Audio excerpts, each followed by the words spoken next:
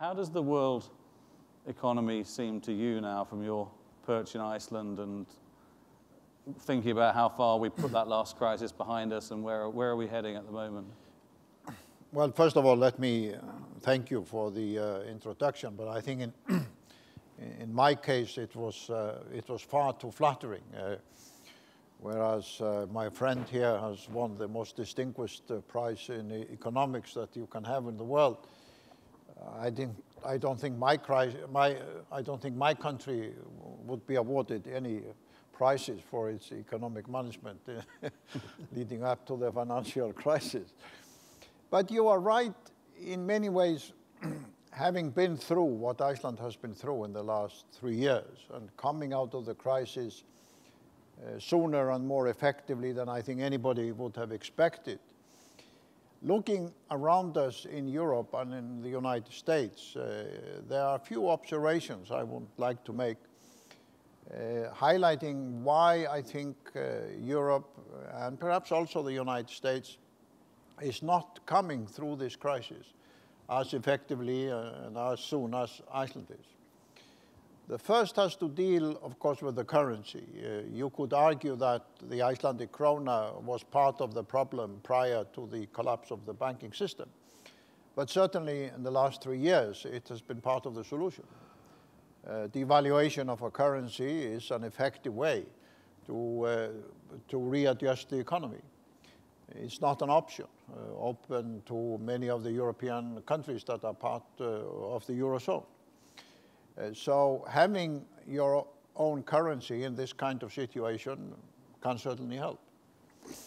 Secondly, we did not pump public money into the banks. We let them fail. Some people say we didn't do it because we didn't have the necessary funds to do it. Maybe there's some truth in that. But also, it begs the fundamental question, are banks different from other private companies? Whether they are car production companies or IT companies or whatever companies. They are private companies, and if they succeed, the managers and the shareholders get enormous profit. If they fail, should the burden be passed on to the ordinary taxpayers? You wouldn't do that for many other sectors of your economy. And why is the financial sector so holy that it's suddenly sort of justifiable to do that?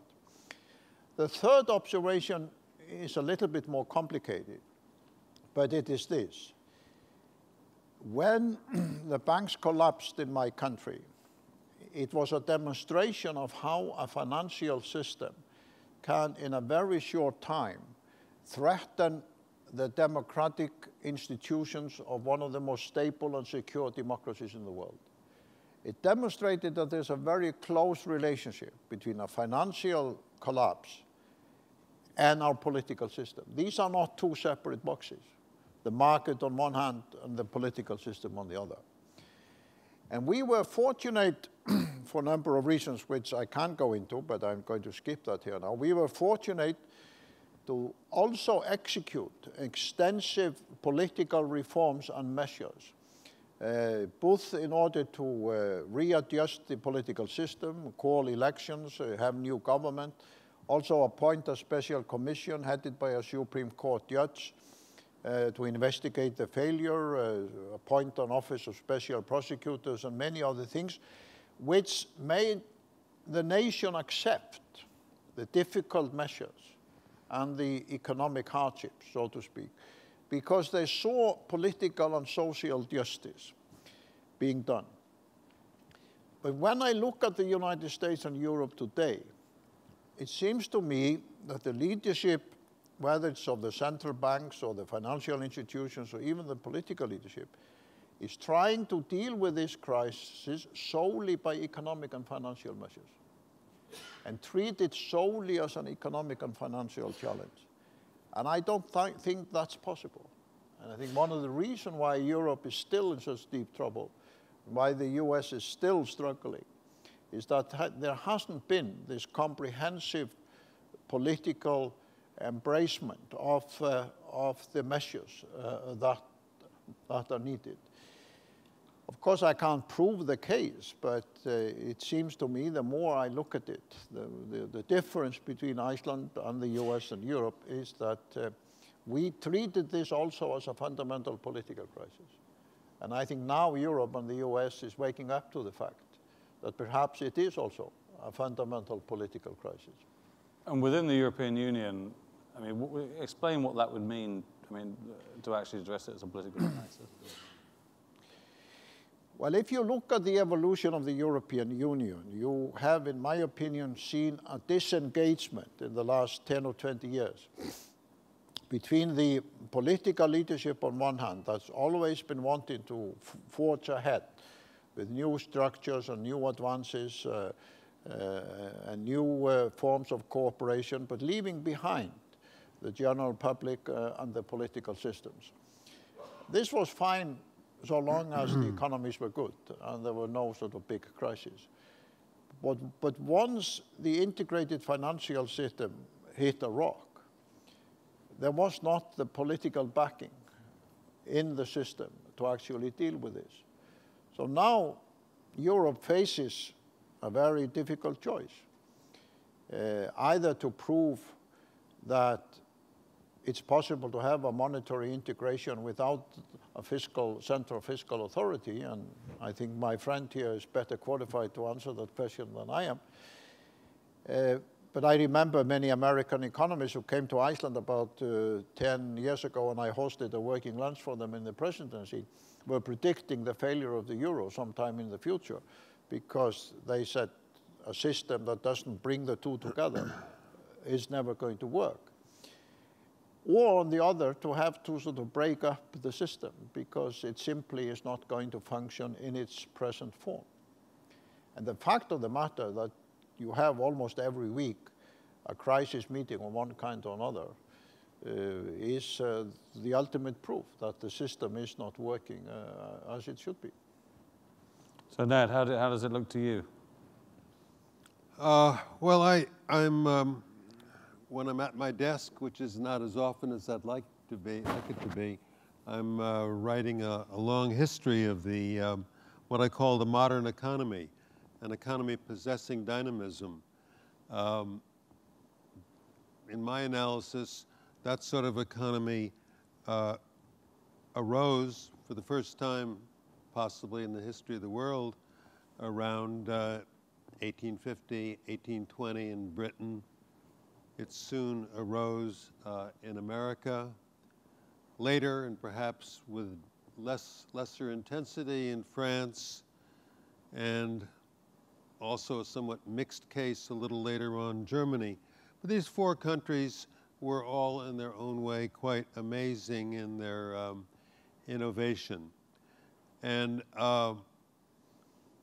focusing on America for a moment, not only was there an astounding growth of productivity on a sustained basis, decade after decade, milieu after milieu, but there was also pretty high employment most of the time, leaving aside a panic here or there and the Great Depression.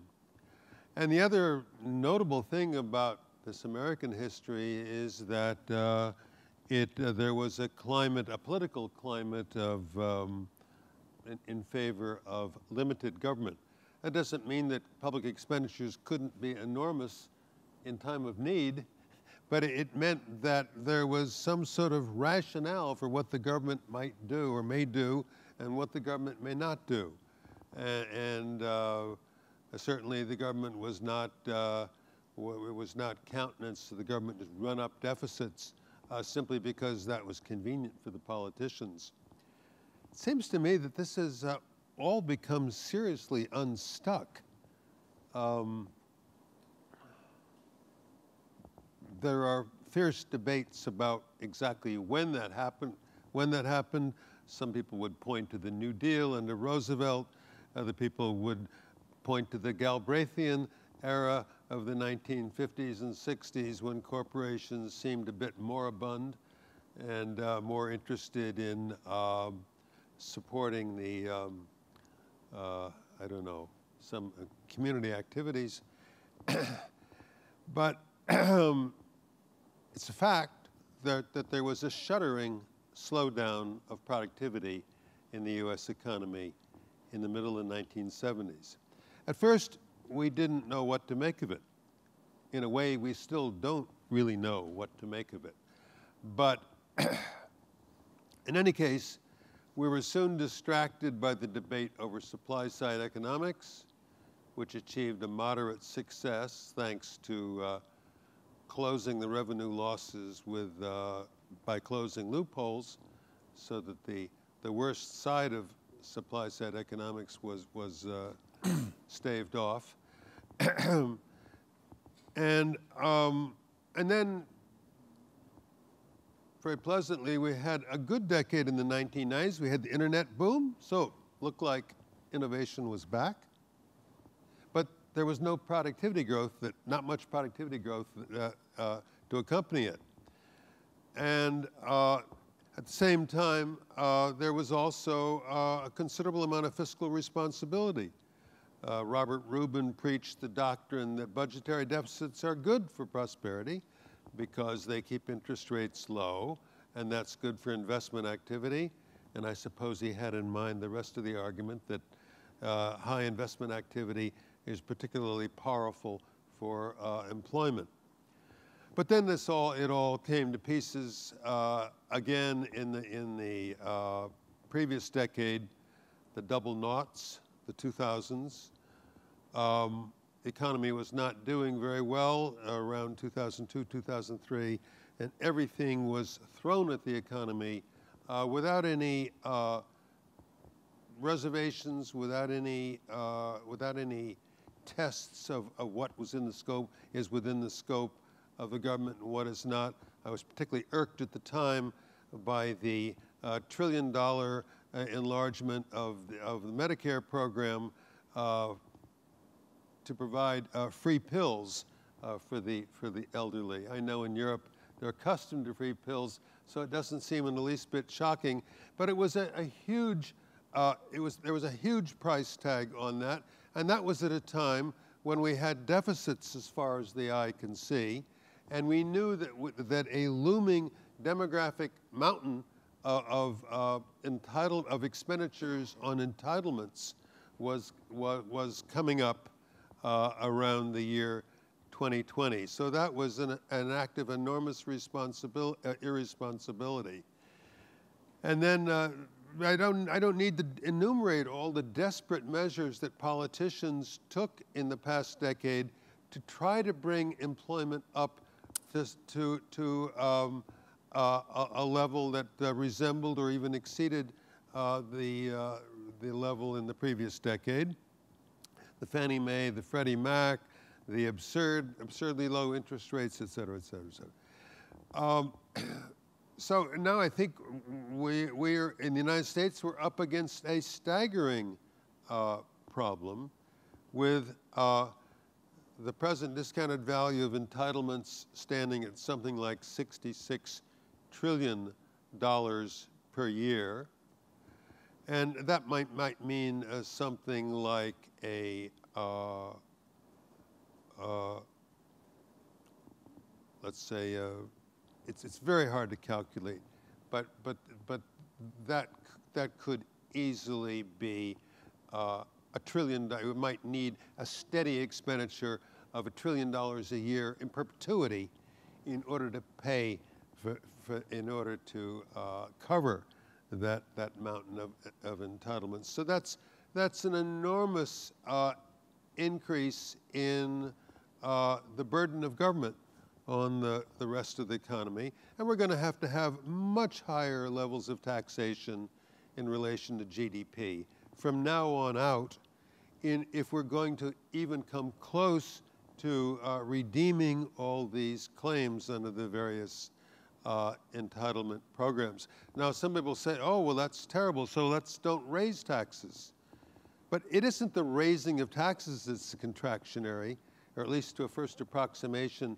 That's not the main thing. Taxes are going to have to be raised sooner or later. Had we raised taxes in the year 2000, we could have had a very modest tax increase. We'd never have noticed it, and things would be fine. Now we've waited so long that we have to have a much bigger taxes. But the main point is that the prospects for the future are so dim, with lots of workers leaving the labor force in 6, 8, 10 years from now, and presumably the high interest rates, depressed equity prices, and depressed bond prices that will accompany the explosion of the entitlement spending 8 or 10 years from now.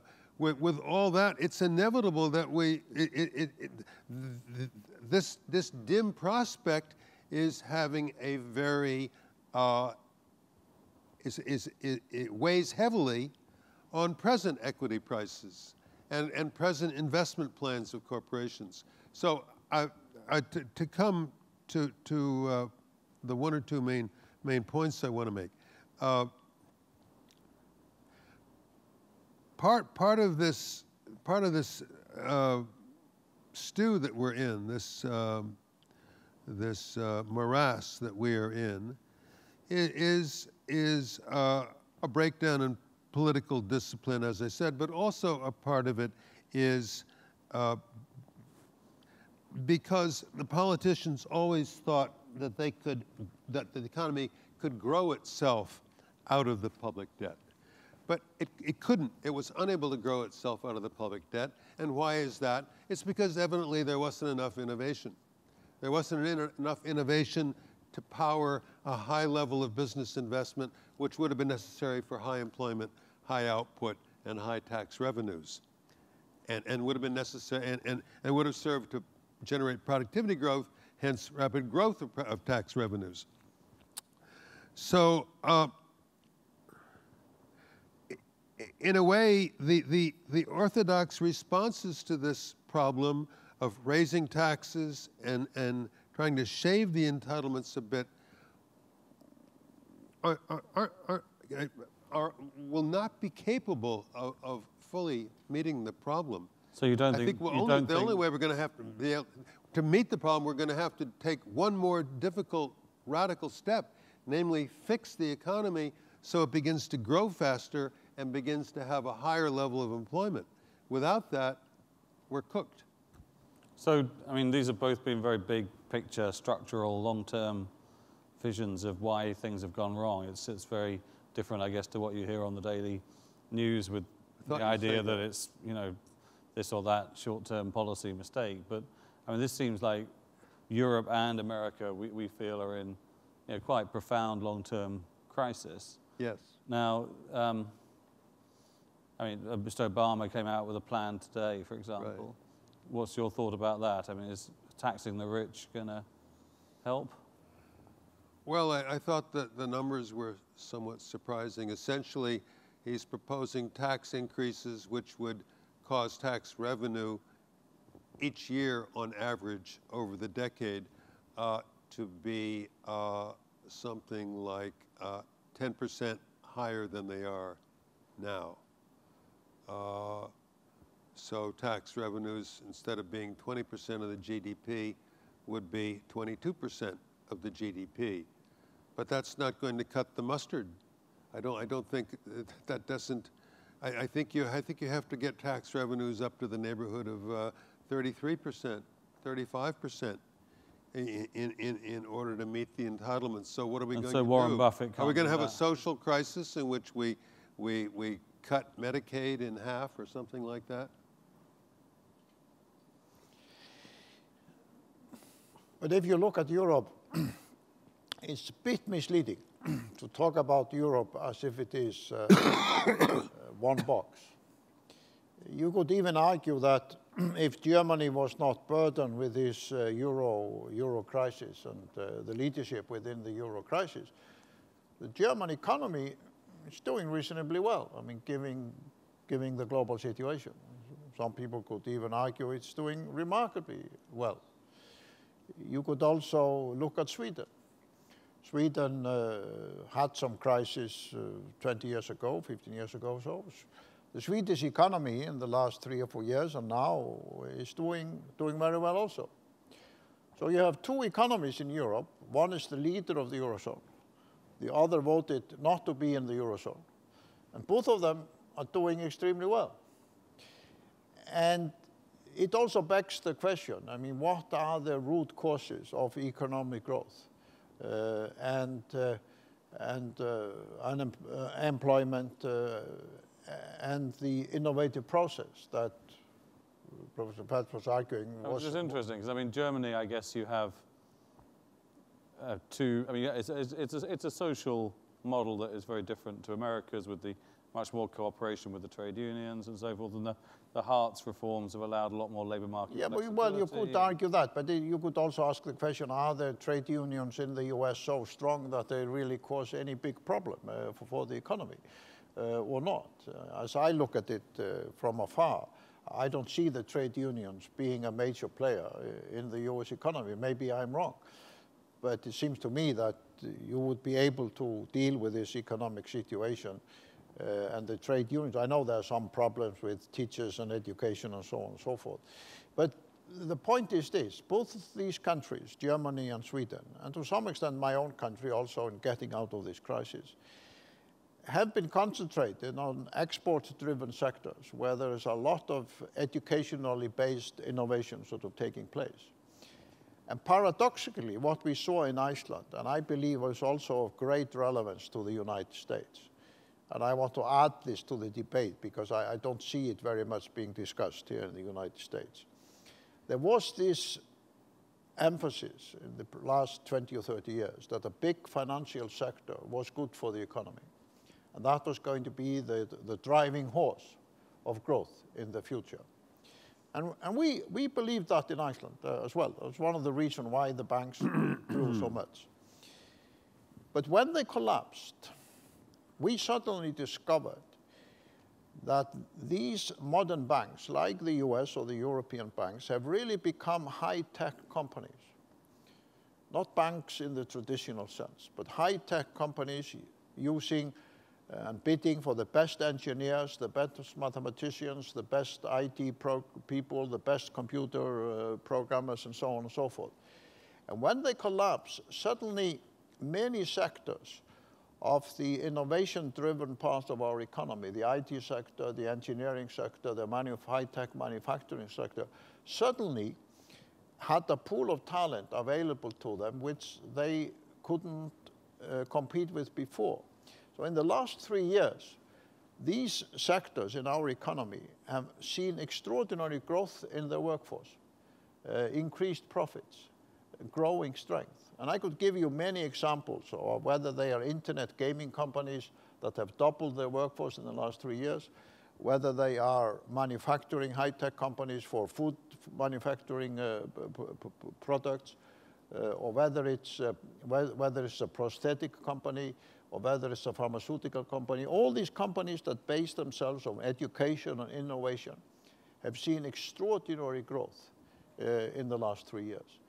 Because the big financial sector was a kind of hoover that took out the air and the potential of those sectors that really define whether a nation is competitive in the 21st century economy or not. And one of the reasons why Germany and Sweden are doing well is they have preserved those sectors more than many other countries in Europe. Ned, what do you think needs to be done to get this process going of innovation that you talk about? Right.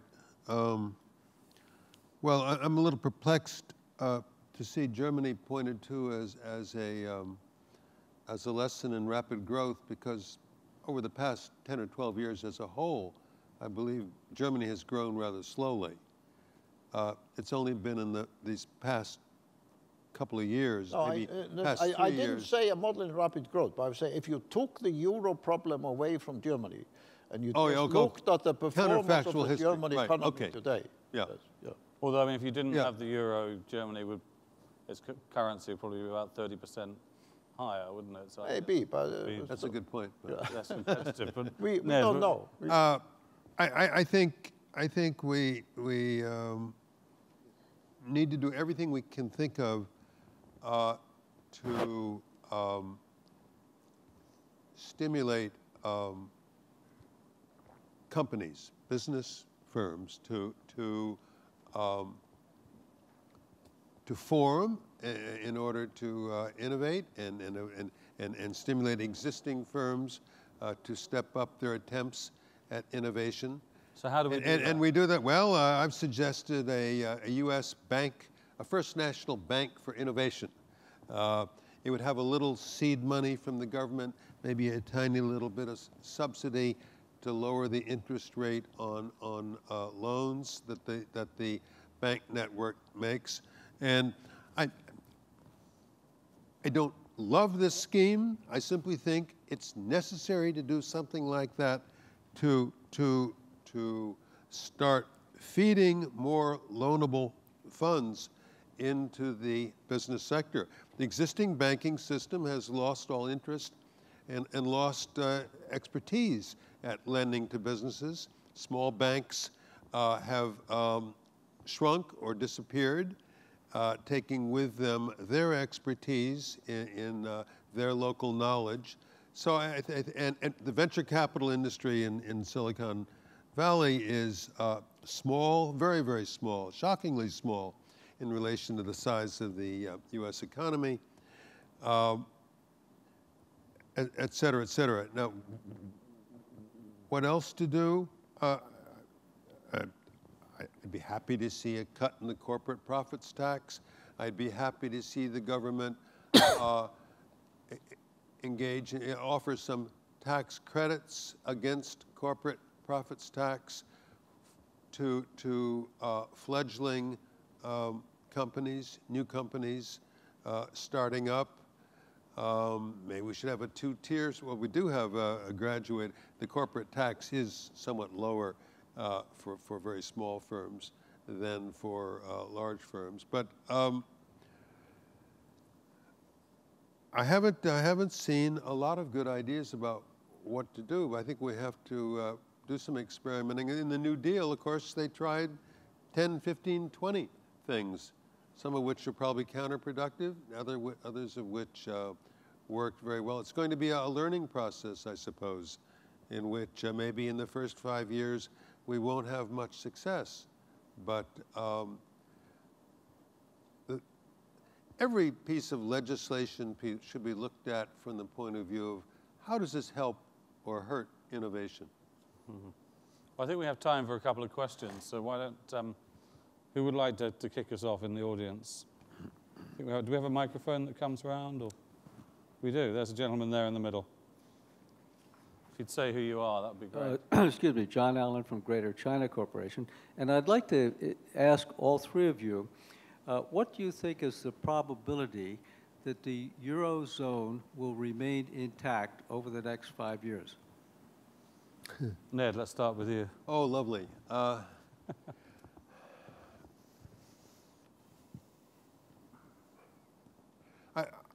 I understand, and there's been a lot of dithering and seeming impasse and maybe a real impasse, but I'm optimistic enough to believe that the Europeans will eventually form a consensus on one or the other approach. One approach is, okay, let's just bail out the companies that are in fiscal difficulty, let some federal agency buy up all that debt and issue Euro bonds or something like that in exchange. Or don't go that way because that's such a towering, well, for one reason or another, let's don't go that way. Let's instead have a reorganization of the debt, a restructuring of the debt. I'm worried about what's going to happen to world credit markets if almost all lending is guaranteed by governments somewhere. It's gotten to the point where creditors don't have to lend anymore unless there's a guarantee.